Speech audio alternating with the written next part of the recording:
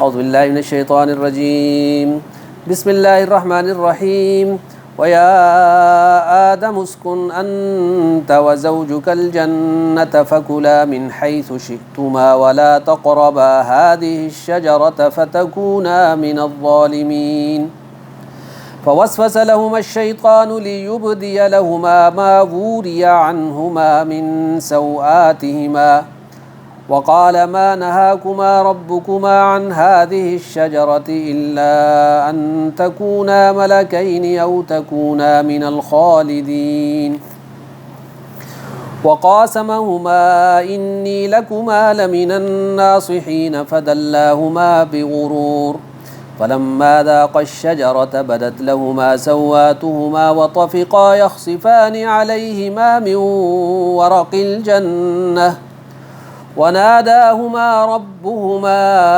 ألم أنهكما عن تلكما الشجرة وأقل لكما إن الشيطان لكما عدو مبين قالا ربنا ظلمنا أنفسنا وإن لم تغفر لنا وترحمنا لنكونن من الخاسرين قال اهبطوا بعضكم لبعض عدو ولكم في الأرض مستقر ومتاع إلى حين قال فيها تحيون وفيها تموتون ومنها تخرجون يا بني آدم قد أنزلنا عليكم لباسا يواري سوآتكم وريشا ولباس التقوى ذلك خير ذلك من آيات الله لعلهم يذكرون يا بني آدم لا يفتننكم الشيطان كما أخرج أبويكم من الجنة ينزع عنهما لباسهما ليريهما سوآتهما إنه يراكم هو وقبيله من حيث لا ترونهم إنا جعلنا الشياطين أولياء للذين لا يؤمنون صدق اللہ العظیم۔ اب شیطان کو جب اللہ تعالیٰ نے راندہ درگاہ کر دیا اور فرمایا کہ یہاں سے نکل جا، اور آدم علیہ السلام ابھی جنت میں ہیں، تو آدم علیہ السلام کو خطاب رحمت ہو رہا ہے اور کہا جا رہا ہے وَيَا آدم، اور اے آدم، یہ واو یہ اضافی نہیں ہے بلکہ ایک قصہ ختم ہوا ہے نا، ہم کہتے ہیں یہ کہانی ختم ہو گئی، اچھا اب آتے ہیں تمہاری طرف، اور بات یہ ہے آپ کے لیے وَيَا آدم، اور اے آدم علیہ السلام، اسکن، آپ سٹے کریں، رکیں، ٹھہریں، آپ رہیں، انتا اسی سے سکن ہے نا، سکن، سکون، مسکنت، سکونت، یہ جو لفظ ہیں یہ سارے کا مادہ ایک ہے۔ انتا، آپ بھی رہیں، وزوجکا، اور آپ کی بیوی، آپ کی زوجہ بھی رہے، کہاں پہ؟ الجنہ، یہ الجنہ یہ خاص جنت ہے، یہ جس جنت میں آپ ہیں اسی میں آپ ٹھہریں، یہی آپ کا ٹھکانہ ہے۔ فکلا، آپ کی رہائش کا انتظام ہو گیا ہے یہاں پہ، تو فکلا، آپ دونوں کھائیں، قیام و طعام کا بندوبست ہوگا، ٹھیک ہے جی۔ تو فکلا من حیث شئتما، تم دونوں کھاؤ جہاں سے تم چاہو، یعنی اپنی چوائس کے مطابق، تم پر کوئی پابندی نہیں ہے، جو چیز کھانا چاہو جتنی کھانا چاہو، یہ تمہارے اوپر کوئی پابندی نہیں ہے، تم استعمال کر سکتے ہو، جنتوں میں رہو تم دونوں کو اجازت ہے، جہاں سے کھاؤ تمہاری مرضی ہے، لیکن ایک استثناء کے ساتھ، وہ کیا ہے؟ وَلَا تَقْرَبَا هَذِهِ الشَّجَرَةَ، تم دونوں اس درخت کے قریب مت جانا، اس درخت کے۔ اب هذه الشجرہ، اشارہ اور مشار الیہ، الشجرہ کوئی خاص درخت ہوگا، اس پر مفسرین نے بھی، کتابوں والوں نے بھی بہت لمبی بحثیں کی جی کون سا شجرہ تھا جی۔ جب قرآن نے اس کو بیان نہیں کیا تو اس پر خواہ مخواہ کی لیت و لال کرنا یا قیل و قال کرنے کا کوئی فائدہ نہیں۔ کوئی درخت ہوگا تو اللہ تعالیٰ نے منع کر دیا کہ اس کے قریب مت جانا۔ فتکونا من الظالمین، اگر تم اس کے قریب گئے تو تم دونوں اپنا نقصان کرنے والوں میں سے ہو جاؤ گے۔ تو جو جس کنڈیشن میں ہم نے رکھا ہے آپ کو، تم دونوں کو، اور جس شان سے رکھا ہے، کہیں وہ چھین نہ لی جائے، نقصان نہ ہو جائے، تمہارا نقصان ہوگا۔ ولا تکونا فتکونا من الظالمین۔ فوسوسہ، پس وسوسہ پیدا کیا، وسوسہ کہتے ہیں برا خیال، برا خیال پیدا کیا، لہما ان دونوں کے لیے. کس نے؟ الشیطان. شیطان نے پیدا کیا وسوسہ، کیونکہ اس کا کام ہی ابھی بھی کر رہا ہے. اور ہمیں اور آپ کو حکم ہے کہ آپ کہیں کہ من شر الوسواس الخناس. بالکل سورۃ قرآن کے آخر میں بھی یہ رکھا گیا کہ وسوسہ آئے تو اس سے اللہ اعوذ باللہ من الشیطان الرجیم میں بھی یہی مضمون ہے. تو سب سے پہلے وسوسہ اس نے پیدا کیا. آدم علیہ السلام اور حوا علیہ السلام کے خیال میں اور ان کی سوچ میں ایک وسوسہ پیدا کیا دل میں. اور وہ وسوسے کی وجہ کیا تھی؟ لیبدیا، تاکہ کھول دے، ظاہر کرے. اس وسوسہ کس چیز کا تھا؟ تاکہ کھولے، ظاہر کرے، لہما دونوں کے لیے. اب دیکھیں یہ تثنیہ کسی کا جگہ آ رہا ہے، کسی ایک جگہ پہ بھی ایک کا ذکر نہیں، دونوں کو ساتھ ملا کے ذکر ہو رہا ہے. معبوریہ کیا مطلب ہے؟ جو پوشیدہ رکھا گیا ہے اس کو ظاہر کرے. عنہما دونوں سے، یعنی جو ان دونوں سے پوشیدہ رکھا گیا ہے اس کو ظاہر کر دے. اور وہ کیا چیز ہے؟ من سوآتہما دونوں کی شرمگاہوں سے. از قبیل شرمگاہ یعنی وہ چیزیں جو دونوں کی مستور ہیں، انڈر کور ہیں، اوپن نہیں ہیں، ان کو ظاہر کر دے دونوں کا. سوآتہما یعنی جو خفیہ انسان کے پارٹ ہیں ان کو ظاہر کر دے، بے لباس کر دے. وقالا یعنی یہ اللہ تعالیٰ بتا رہے ہیں کہ اس وسوسے کی وجہ کیا تھی، یعنی وہ کیا حاصل کیا کرنا چاہتا. تو حاصل وسوسہ یہ تھا کہ میں ان کا سطر ختم کر دوں. جب سطر ختم کر دیا جائے گا تو اس کو ظاہر ہے کہ جیسے میں نے عرض کیا نا کہ جب اس کو قیامت تک کے چیزوں کے موٹے موٹے احوال کا پتہ تھا تو شاید اس کو یہ بھی اس کو معلومات ہوں کہ جہاں جنت میں جو رہائش ہے اس میں اللہ کا حکم تو پورا کرنا ہی ہے کہ درخت کے قریب نہیں جانا، لیکن اگر اس درخت کے قریب جائے تو اس کے بیہائنڈ واٹ از دی اس کی ریزن کیا ہے یہ ہو سکتا ہے اس کو پتہ ہو. تو اب اس نے اس کے لیے پلاننگ کی. وسوسہ the first step of planning. دل میں بات ڈالی کہ کیوں نہیں کھا سکتے تم، ٹھیک ہے جی. اور شیطان کا مدعا کیا تھا کہ ان کو بے لباس کر دے، ان کے خفیہ اعضاء کو ظاہر کر دے. اور جب اعضاء ظاہر ہو جائیں گے تو پھر جنت میں نہیں رہ سکتے. تو میں نہیں رہوں گا تو تم بھی نہیں رہو گے. یعنی آپ دیکھیں پلاننگ. وقال ما نہاکما، اب اس کے لیے ہو سکتا ہے ڈائریکٹ بات ہوئی ہو، اس کا کوئی ذکر نہیں ہے کیونکہ وسوسہ تو ایک خیال، ایک انسان کے دل و دماغ میں ایک آئیڈیا آتا ہے، کہیں سے آتا ہے نا، باہر سے پنٹریٹ ہوتا ہے، وہ سورس کا پتہ نہیں ہوتا، اسی کو تو وسوسہ کہتے ہیں. تو کوئی ضروری نہیں ہے کہ شیطان نے دونوں کے سامنے روبرو گفتگو کی ہو، مکالمہ کیا ہو، تو جیسے ہمارے آمنے سامنے بھی نہیں آتا. تو ایسے ہی ہو سکتا ہے وہیں پہ بھی وہ کہیں دور ہو اور وسوسہ اس نے اپنا انجیکٹ کیا ہو. تو کہنے لگا، کالا اس نے کہا شیطان نے، ما نہاکما ربکما، تمہارے پروردگار نے تم دونوں کو نہیں روکا، عن ہذہ الشجرہ، اس درخت سے، الا ان تکونا ملکین، مگر اس لیے کہ تم دونوں دو فرشتے ہو جاؤ گے. یعنی اگر تم نے اس کو چکھا تو فرشتوں کے اس میں داخل ہو جاؤ گے. تو اس میں ایک سوال ذہن میں پیدا ہوتا ہے کہ فرشتوں کو تو آدم کے سامنے جھکا دیا گیا تھا، سجدہ کروا دیا گیا تھا، تو فرشتے بننے کا کیا مقصد؟ کیونکہ آدمی کو کہے کہ جی آپ کو یہاں پہ لگا دیا جائے گا، وہ کہے گا میں تو ابھی یہاں، یہ والے تو میرے بھی نوکر ہیں، میں یہ بن کے کیا کروں گا بھائی.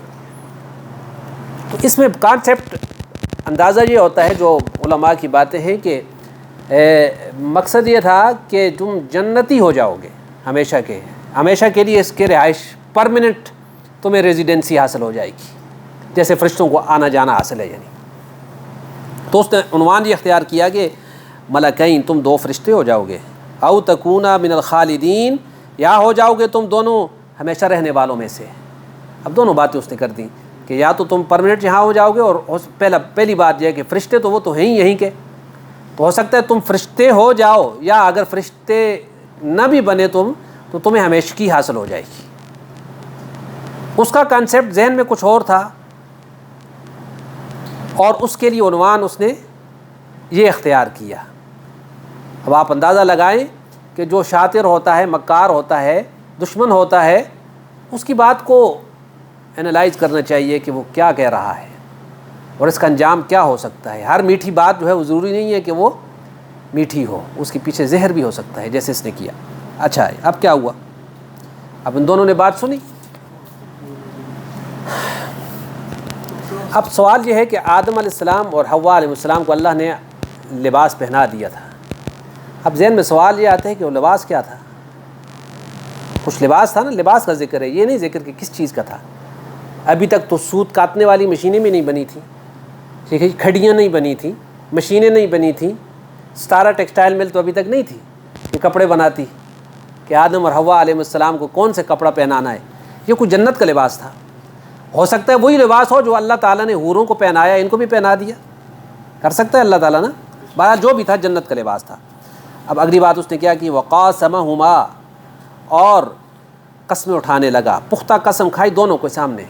ہما، ان دونوں کے سامنے قسم اٹھائی اس نے، میں خدا کی قسم اٹھا کے کہتا ہوں.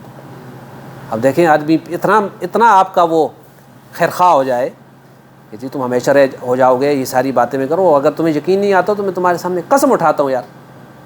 انی لکما لمن الناصحین، بے شک میں تم دونوں کا بڑا خیرخواہ ہوں، نصیحت کرنے والا ہوں، تو میری بات کو مان لو اور میری نصیحت کو کان میں رکھ لو. اگر تمہیں کوئی لگتا ہے کہ میں تمہارے حق میں ہوں تو میں قسم اٹھا کے کہتا ہوں. فدلاہما بغرور، پس دونوں کو نیچے کھینچ لیا فریب سے. تدلی، دلاہما بغرور، یعنی اپنے مکر و فریب سے انہوں نے اس کو اپنے شیشے میں اتار دیا، جس کو کہتے ہیں غرور. یہاں پہ کیا معنی کیا جی؟ فریب، مکر و غرور. مکر کا معنی کیا جاتا ہے، غرور یعنی دھوکا. عام طور پر کہتے ہیں مل حیات الدنیا الا متاع الغرور، آپ پڑھتے ہیں تو یہ غرور وہی ہے کہ یہ دھوکا یعنی دکھانا اور ہونا، اور اس کو دھوکا کہتے ہیں، سراب کہتے ہیں، فریب نظر کہتے ہیں، اور عربی میں اس کو غرور کہتے ہیں. ہمارے ہاں غرور اور معنی میں استعمال ہوتا ہے اردو میں، تکبر کے معنی میں، بڑائی کے معنی میں استعمال ہوتا ہے. غرور تھا، نمود تھی، ہٹو بچو کی تھی صدا، اور آج تم سے کیا کہوں لحد کبھی پتہ نہیں. یہی ہوتا ہے نا، ہوٹر بجتے ہیں، گاڑیاں چلتی ہیں، اسکواڈ آ رہے ہیں، لوگوں کو روک دیا جاتا ہے کہ بڑے صاحب کی موومنٹ ہو رہی ہے جی، اسپیشل موومنٹ ہے، آپ لوگ رک جائیں. ہٹو بچو کی تھی صدا، آج تم سے کیا کہوں لحد کبھی پتہ نہیں. پتہ کریں کہ گور قبرستان میں صاحب بادر کی قبر ہے کہاں پر، جانے والے کو تو چھوڑیں، قبر کا بھی نشان ختم ہو گیا. یہ حقیقت ہے. ومل حیات الدنیا الا متاع الغرور.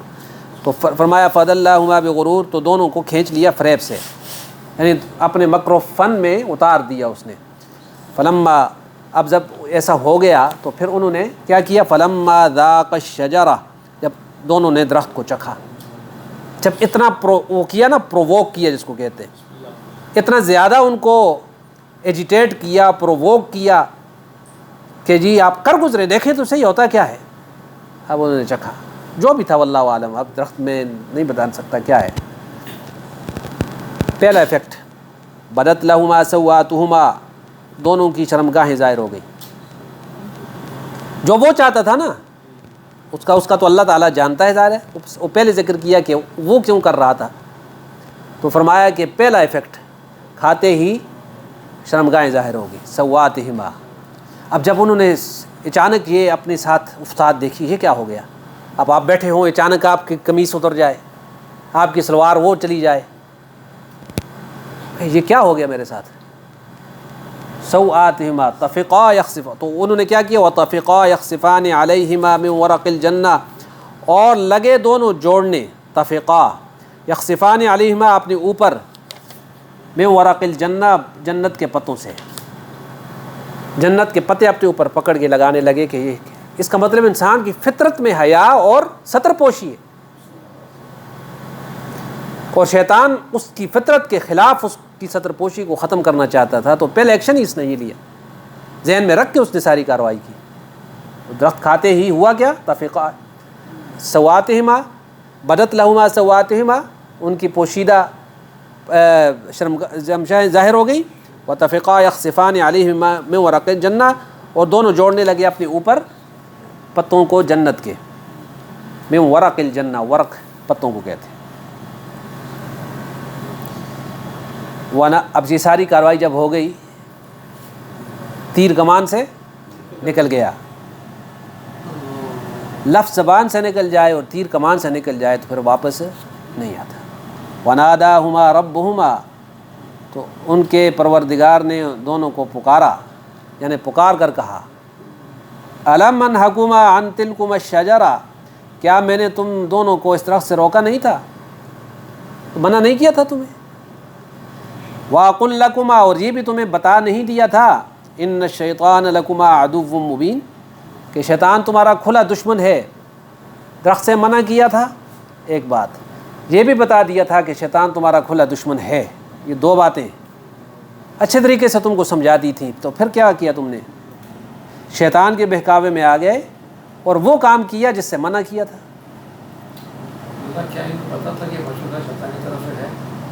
ابھی تک تو نہیں پتہ تھا نا، ابھی تک تو شیطان ان کو، دیکھیں اس میں وسوسے کی بات میں نے ابھی عرض کی کہ آمنے سامنے گفتگو ہوئی یا دل میں بات آئی، وسوسہ آیا، تو ابھی تک تو اس کا پتہ نہیں تھا، تو ایسا کلیئر تو کوئی پتہ نہیں ہے، لیکن اللہ نے جب بتا دیا کہ یہ جو تمہارے دل میں خیال آیا، ابھی تو کوئی چیز دیکھی ہی نہیں نا، اب دل کے اندر ایک خیال یہ کہاں سے آتا ہے، تو اللہ نے بتا دیا کہ یہ شیطان کی بات تھی، ٹھیک ہے جی۔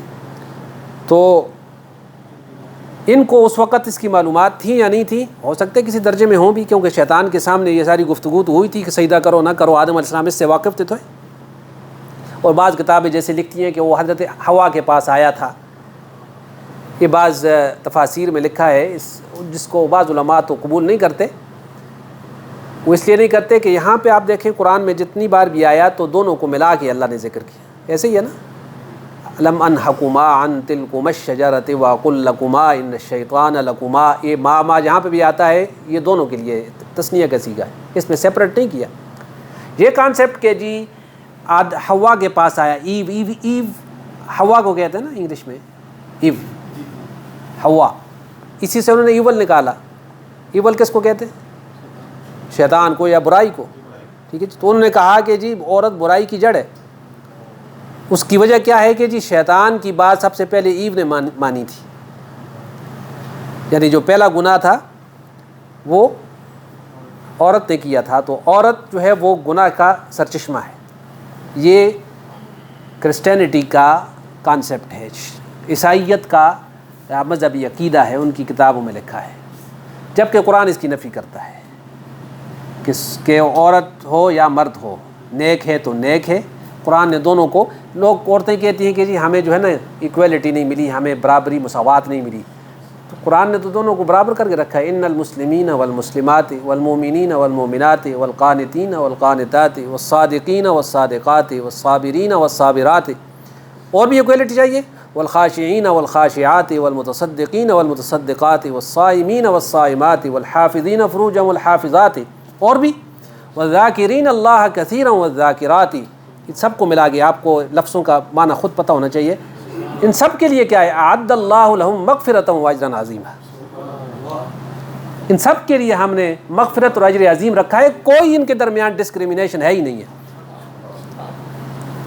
یہ کانسیپٹ تو قرآن کا ہے، لیکن عیسائیت نے کہا کہ جی پہلا جرم جو تھا وہ اما حوا نے کیا تھا کہ شیطان کی بات مانتی تھی، تو قرآن اس کی تائید نہیں کرتا۔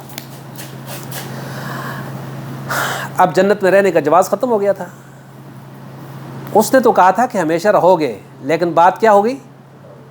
الٹ ہوگی۔ اس لیے جب بھی آپ کے دل میں خیال آئے نا تو آپ شیطان کا الٹ کریں، ٹھیک ہے، آپ شیطان کا الٹ کریں گے تو وہ بات صحیح ہو جائے گی۔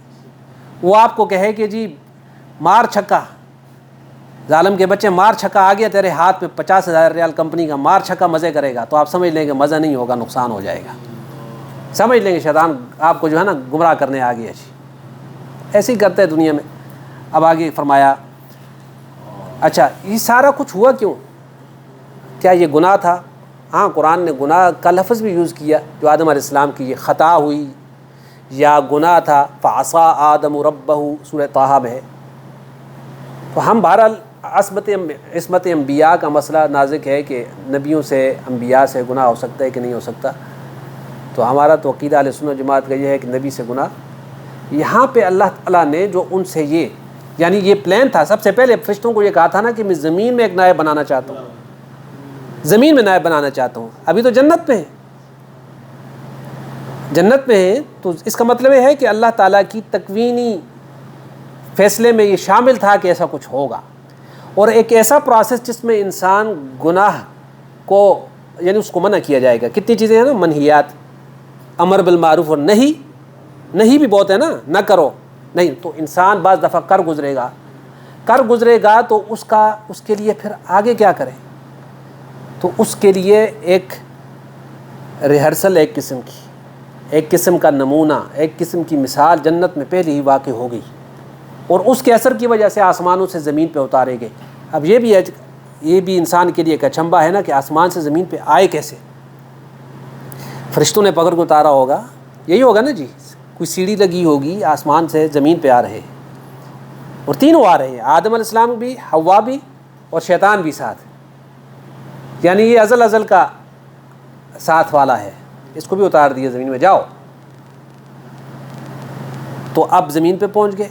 اس سے پہلے، زمین پہ آنے سے پہلے، جب یہ سارا واقعہ ہوا، جب ان کی آنکھیں کھل گئیں کہ یہ کیا ہوا ہمارے ساتھ، ٹھیک، اب اس کو یعنی انسان نادانی میں ایک اچھائی کرنے کی کرتے کسی نادانی میں کوئی ایسا کام کر جائے جو اس کا یعنی انٹینشن نہیں تھا، یعنی ارادتاً نہیں تھا۔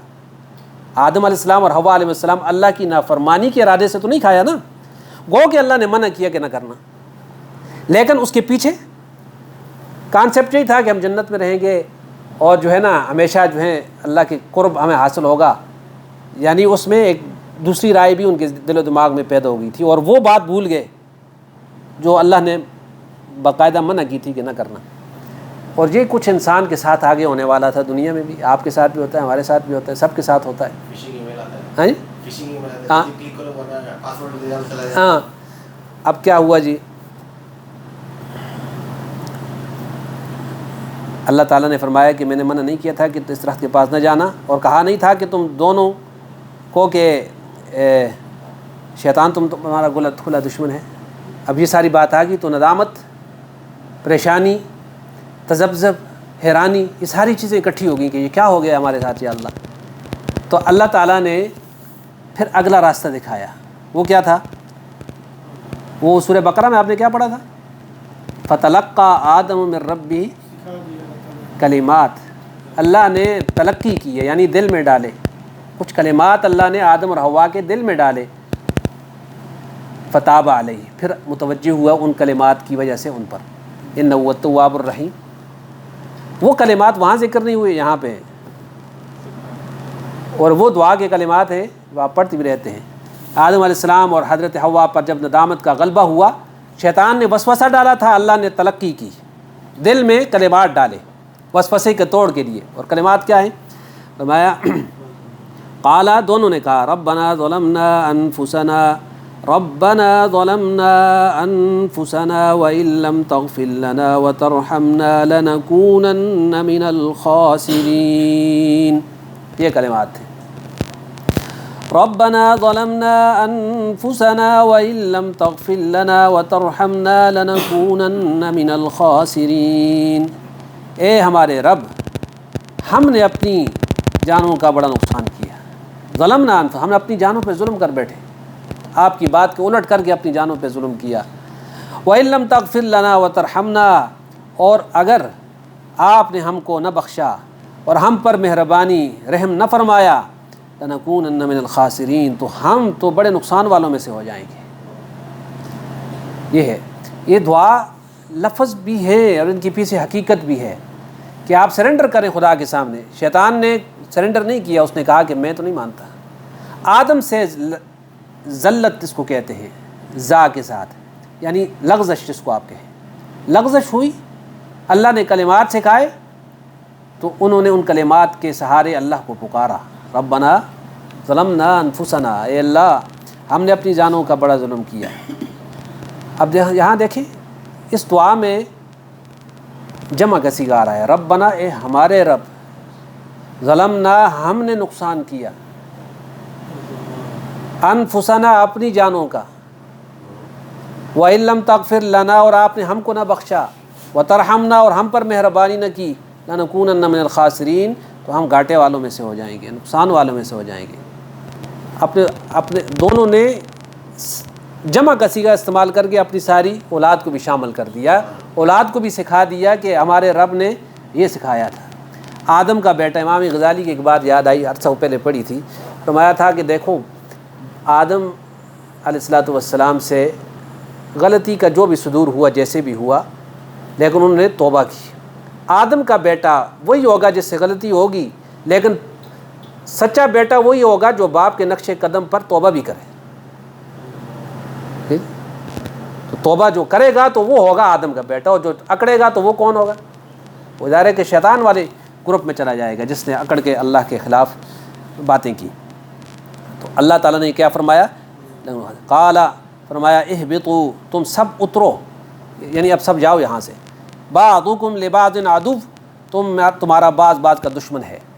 ظاہر شیطان انسان کا ہے، اور حتیٰ کہ انسانوں میں بھی پھر دشمن، ایک دوسرے کی دشمنداریاں، آپ کے قوم قبیلے کی، علاقوں کی، یہ ساری لڑائیاں، اور اس کے پیچھے بھی شیطان کا ہاتھ ہوتا ہے۔ انسان کو صرف چنگاری چاہیے نا، وہ لگتا ہے اور پھر شیطان کے پیچھے ہو جاتا ہے۔ تو تمہارے بعض کے دشمن ہوں گے۔ وَلَكُمْ فِي الْأَرْضِ مُسْتَقَرٌّ وَمَتَاعٌ إِلَىٰ حِينٍ، اور تمہارے لیے زمین میں ٹھہرنا ہے، مستقر استقرار یعنی جماؤ ہے، ٹھہرنا ہے، ومتاع اور برتنے کا سامان ہے، فائدے کا سامان ہے، إِلَىٰ حِينٍ ایک وقت تک، یار مر گیا آدمی تو ساری چیزیں منقطع، واپسی کا وقت، سفر۔ قال، فرمایا فیہا، اسی میں، تحیون، جیو گے تم، کہاں پہ؟ زمین پہ ہی تم جیو گے۔ ظاہر ہے یہ سانس لینے کے لیے زمین پہ آکسیجن بھی اللہ نے پیدا کر رکھی تھی، اور یہاں پہ جینا ہے، یہیں پہ کام کرنا ہے۔ وفیہا تموتون، اسی میں تم مرو گے۔ یہ نتیجہ بھی تم دیکھتے ہیں، ہم جیتے بھی آپ اور ہم دیکھتے ہیں، مرتے ہوئے بھی میں اور آپ دیکھتے ہیں۔ یہ دونوں نمونے تو ہمارے سامنے ہیں نا، روزانہ ہوتے ہیں، خبریں بھی سنتے ہیں، آنکھوں سے دیکھتے بھی ہیں۔ وَمِنْهَا تُخْرَجُونَ، اور اسی سے تم نکالے جاؤ گے۔ اس کا انتظار کریں، جب قیامت کا سور پھونکا جائے گا تو اسی زمین سے دوبارہ انسانوں کو نکالا جائے گا۔ آگے اللہ تعالیٰ بنی آدم کو فرما رہے ہیں، وہاں تو آدم تھا نا، اب اسی نسبت سے بنی آدم کو خطاب ہے۔ یا بنی آدم، اے آدم کی اولاد۔ بنی کا مطلب ہے، یہ بنینا تھا، بنینا جمع ہوتی ہے، تو جس وقت اس کو اضافت کی جاتی ہے نا، کہ فلاں کی اولاد، کا کے کی جب لگتا ہے نا، فلاں کا بیٹا، تو عربی میں وہ نون گر جاتا ہے، یا بنینا کی جگہ یا بنی آدم۔ اسی سے ملتا پہلا آپ نے ایک جملہ پڑھا تھا، یا بنی اسرائیل، وہاں بھی بنینا سے بنی اسرائیل ہو گیا۔ تو یا بنی آدم، اے آدم کی اولاد، قد انزلنا علیکم لباسا، قد انزلنا علیکم لباسا، ہم نے اتارا ہے تم پر لباس، پوشاک، پہننے کی چیز، یواری کا کیا مطلب ہے؟ جو ڈھانکتا ہے، جو ڈھانکے، سوآتکم، تمہاری شرمگاہوں کو، سوآہ کہ اصل معنی ہے برائی، عیب کو کہتے ہیں سوآہ، ٹھیک ہے جی، عیب، پھر مرد اور عورت کی شرمگاہ کے لیے استعمال ہوتا ہے سوآت، سوآہ، سوآتکم، تمہاری شرمگاہوں کو لباس ایسا ہم نے دیا جو ڈھانکے، وریشا، اور زینت کا لباس بھی دیا۔ دو لباسوں کا ذکر ہو گیا، ایک جو ستر ڈھانپنے کے لیے کام آئے کم از کم، اور دوسرا لباس زینت ہے جس سے انسان اچھے لباس اور بہترین لباس پہنتا ہے۔ اور تیسرے لباس کا ذکر ہے وَلِبَاسُ التَّقْوَىٰ، اور پرہیزگاری کا لباس، ذَلِكَ خَيْرٌ، وہ سب سے بہتر ہے۔ ذَلِكَ مِنْ آیاتِ اللہ، وہ نشانیوں سے ہے اللہ کی، لعلہم یذکرون، تاکہ نصیحت پذیر ہوں، نصیحت پکڑیں۔ تو اللہ تعالیٰ نے انسان کے ساتھ ہی اس کا لباس بھی اتار دیا تھا۔ ہو سکتا ہے کہ پہلا جو لباس ہو وہ بنا بنایا ملا ہو انسان کو، کیونکہ ابھی تک تو بنانے کی کوئی کارروائی نہیں ہوئی تھی نا، تو پہلا لباس بنا ہوا ملا ہوگا نا۔ تو اب لباس کی تین قسمیں آپ نے پڑھی۔ پہلا درجہ اس لباس کا ہے جو ستر چھپاتا ہے۔ مرد کا ستر کہاں سے کہاں تک ہوتا ہے؟ ناف چھپا ہوا ہو اور گھٹنا چھپا ہوا۔ یہ آج کل جو آپ ٹانچے دیکھتے ہیں یہاں تک لگا کے پھر رہے ہیں، نہ عقل ہے، نہ شرم ہے، نہ حیا ہے ان لوگوں میں۔ یہ مرد کا میں عرض کر رہا ہوں، اور عورت کا سر سے پاؤں تک ہے۔ ہاں، ہتھیلیاں اور پاؤں ننگے رکھ سکتی ہے، اور نماز میں اس کا چہرہ، ہاتھ اور پاؤں اگر یہ ڈھکے نہ بھی ہوں تو کوئی حرج نہیں ہے، نماز ہو جائے یعنی ٹھیک ہے اس کی. لیکن مرد کے لیے نماز میں بھی ناف سے لے کر گھٹنے تک اس کا چھپانا یہ فرض ہے، واجب ہے، ضروری ہے. ہر وہ لباس جو انسان کے سوآت یعنی اس کی شرمگاہ کو ظاہر کر دے. شرمگاہ سے مراد انسان کا، آپ جانتے ہیں کہ وہ اعضاء کہ جو شرمگاہ سے متصل ہیں. تو آج کے لباس بے لباسی کا یہ مظہر ہے، آپ دیکھتے ہیں. اور کیوں لباس کو اتنا زیادہ دنیا والوں نے، آپ اگر اپنے سیدھے سادے ڈھیلے ڈالے کپڑے پہن کے رکھیں گے تو لوگ آپ پہ توجہ نہیں کرتے جی. ٹھیک ہے جی. اور ایسا لباس دنیا میں متعارف ہو گیا کہ جو لباس کی جو بنیادی خصوصیتیں بیان ہوئے کہ ستر پوشی کا ذریعہ ہو، اس کے خلاف ہے. عورتیں ایسا لباس پہن رہی ہیں کہ پہن کے ننگی ہیں، جسم نظر آ رہا ہے. تو یہ سب کچھ کیا ہے؟ یہ بے دینی اور شیطانی فعل ہے. شیطان نے سب سے پہلے کارروائی یہاں سے ڈالی تھی. تو اب اس میں کیا فرمایا؟ پہلا درجہ اس لباس کا جو ستر چھپاتا ہے، یہ فرض عین لباس ہے، یہ فرض عین ہے. ننگا رہنا حرام ہے، یعنی انسان اگر ننگا ہے تو حرام کام کرتا ہے. ستر کیا ہے؟ میں نے ابھی عرض کیا، اس میں اختلاف ہے. امام مالک کے نزدیک ستر صرف دو رانے اور ان کے ارد گرد ہیں، یعنی جنگاسے اور سرینے بھی ستر ہیں، رانے ننگاپا نہیں ہے. امام شافعی کے نزدیک رانے بھی ستر ہیں. میں یہ والی یہ ستر ہیں. اور ہمارے امام صاحب بھی فرماتے ہیں کہ ناف کے نیچے سے گھٹنے کے نیچے تک ستر ہے. سمپل سی بات ہے. ٹھیک ہے جی. ناف تا گھٹنا. البتہ گھٹنا جو بذات خود یہ ستر ہے کہ نہیں ہے؟ امام صاحب کے نزدیک گھٹنا ستر نہیں ہے. ٹھیک ہے جی.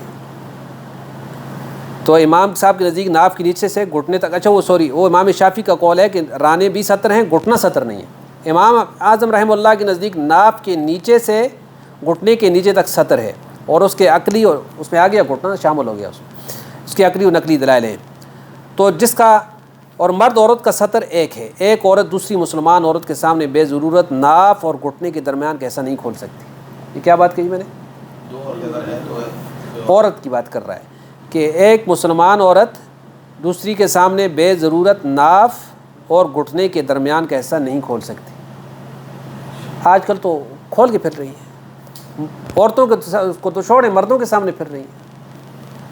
اور گھریلو عورتیں بھی، نیکوکار عورتیں بھی ٹی وی سکرینوں پہ دیکھ کر عورتوں کو انہی کی مشابہت اختیار کرنے کے چکر میں آدھی تو ننگی ہو گئی ہیں، بلکہ پوری ننگی ہو کے پھر رہی ہیں. پھر مرد کے لیے تو کوئی حجاب پردہ نہیں ہے. البتہ عورت کے لیے حجاب ہے.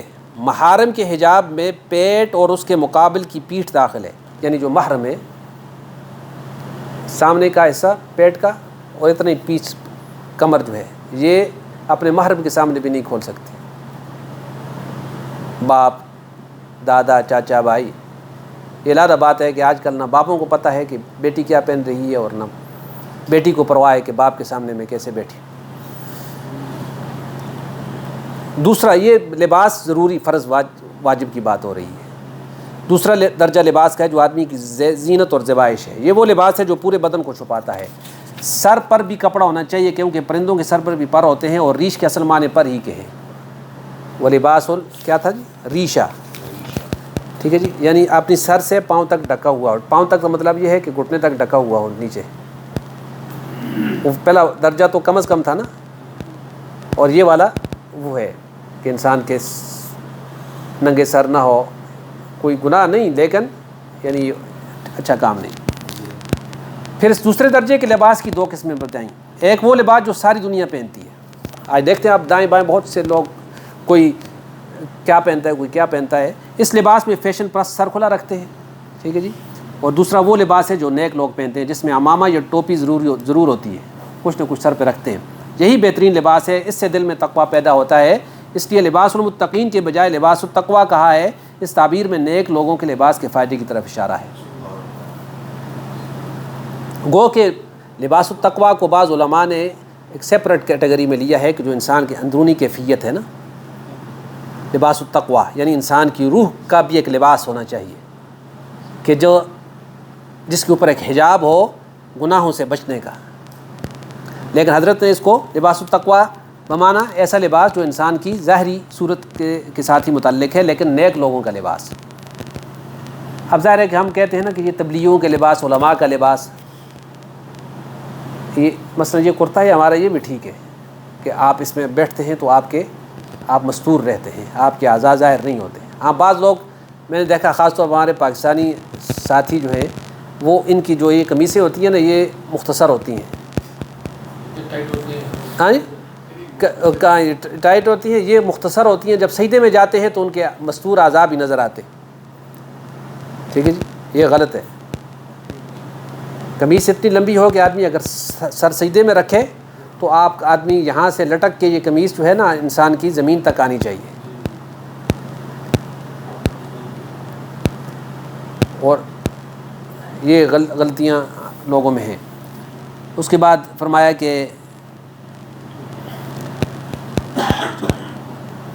یہ جو کہا جاتا ہے کہ ہر چیز خواہی پوش اور در عمل کوش، جو چاہے پہن لیکن عمل میں کوشش کرے، غلط ہے۔ پہننے کا بھی اثر ہوتا ہے انسان کے اوپر، ہوتا ہے یا نہیں ہوتا؟ آپ کیا کہتے ہیں؟ آپ کا نہ تجارب ہوتا ہے نا، جو تجربہ ہوتا ہے وہ کیا کہتا ہے؟ یہ مولانا پالنپوری صاحب، مولانا سعید احمد پالنپوری صاحب جو صدر المدرسین تھے دیوبند کے، ان کی تقریر بھی میں نے سنی تھی، اس میں بھی یہ گفتگو ان سے سنی۔ تو یہاں پہ اس کا انہوں نے ایک لفظ لکھا ہے کہ وہ یورپ کی تقریر تھی، کہیں پہ تقریر کر رہے تھے، تو ہمارے لباس کا دل اور عمل پہ اثر پڑتا ہے۔ آپ کیا کہتے ہیں، پڑتا ہے کہ نہیں پڑتا؟ جس کا جی چاہے تجربہ کر لے، ایک مہینہ آوارہ لوگوں کا لباس پہنے اور ایک مہینہ نیک لوگوں کا، پھر دیکھے دل و دماغ پر کیا اثر پڑتا ہے۔ طبیعت میں آوارگی اور نیکی کا مشاہدہ کر لے گا۔ وہ صحیح کہا ہے حضرت نے۔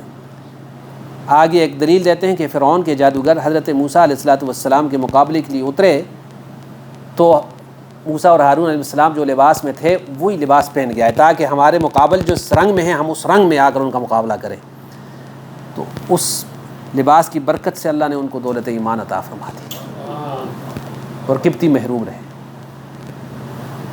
اور یہ بات ٹھیک ہے، ہمارا ایک دوست ہے وہ یورپ گیا تو کہتا ہے کہ یہ ہماری قمیص اور سلوار ہو سکتا ہے اس ایریے میں نہ ہو یا پہننے والے نہ ہو، تو وہ جو مقامی لوگ تھے وہ کہتے تھے کہ یہ تو بادشاہوں کا لباس ہے جو آپ نے پہنا ہوا ہے، آپ کہیں کے شہزادے ہیں۔ ان کو کہیں کہ ہم نے شہزادوں والا نکال کے مزدوروں والا، یہ پینٹ شرٹ کا ہے، یہ اصل میں مزدوری کا لباس ہے، یاد رکھیں، کیونکہ کپڑا جو ہے مشین میں نہ آ جائے، پکڑا نہ جائے، آدمی کو دوڑنے میں کام میں آسانی ہو، یہ مزدوری کا لباس ہے۔ اور واقعی بادشاہ ایسے ہی پہلے زمانے میں لباس بادشاہوں کے آپ دیکھیں تو ایسے ہی ہوتے تھے۔ عربوں کا لباس دیکھیں اوپر سے نیچے تک، سطر کے لحاظ سے، ہر لحاظ سے کامل ہے۔ گو کہ ان کو بھی خراب کر دیا یورپ کی ہوا نے۔ اچھا، یہ سوال کہ پرہیزگاروں کے لباس کا اثر پرہیزگاری کیوں ہے، یعنی کیوں ہوتی ہے، تو فرمایا کہ اس کا تعلق تجربے سے ہے۔ اللہ تعالیٰ نے صرف یہ فرمایا کہ پرہیزگاری کا لباس سب سے بہتر لباس ہے، اور یہ بات اللہ کی نشانیوں میں سے ہے۔ بس لوگوں کو چاہیے کہ اللہ کی بات سنیں اور نیک لوگوں کا لباس پہنیں۔ فائدہ، لوگ پوچھتے ہیں کہ سنت لباس کیا ہے؟ جاننا چاہیے کہ نیک لوگوں کا لباس سنت لباس ہے، یعنی اس کی کوئی خاص وضع قطع نہیں بھر۔ ہر زمانے اور جگہ میں اللہ کے نیک بندے جو لباس پہنتے ہیں وہی سنت لباس ہے۔ اگر ٹوپی وغیرہ مختلف پہنتے ہیں تو سب سنتیں ہیں، سنت کی کوئی خاص وضع متعین نہیں ہے۔ نبی صلی اللہ علیہ وسلم اور صحابہ جس طرح کا لباس پہنتے تھے وہی سنت نہیں، اس لیے کہ ہر زمانے اور ہر جگہ میں اس لباس کو لازم نہیں کر سکتے۔ تو جہاں کی اکثریت نیک لوگ جس لباس کو اختیار کرتے ہیں آپ اسی کو سنت کنسیڈر کریں۔ اب آخری آیت جو تھی یہ ہو گئی کہ رہتی ہے کوئی آیت؟ چلیے اسی پہ بس کرتے ہیں۔ یا بنی آدم، دوسرا جو اگلا سوال ہے آیت نمبر 37، انشاءاللہ العزیز کو اگلے درس میں شامل کریں گے۔ یہ وہی مضمون ہے، انشاءاللہ آگے بھی چلے گا۔ اس کے ساتھ یہ بھی ہے کہ میں انشاءاللہ ہفتے والے دن چھٹی جا رہا ہوں، ایک مہینہ 35 دن کے لیے، تو آپ اپنا عبدالقادر بھائی درس دیں گے، یہ کم از کم جب آ کر کم از کم آپ جو پڑھا ہوا ہے نا اس کا مذاکرہ ضرور کریں، تاکہ وہ عمل جو ہے وہ منقطع نہ ہو۔ تو انشاءاللہ العزیز ہاں جی، میں کہتا ہوں نا کہ آپ اپنے یہ پچھلا سبق ہے مقرر کر کے اس کو دہرائیں یہاں پہ بیٹھ کے، انشاءاللہ فائدہ ہوگا۔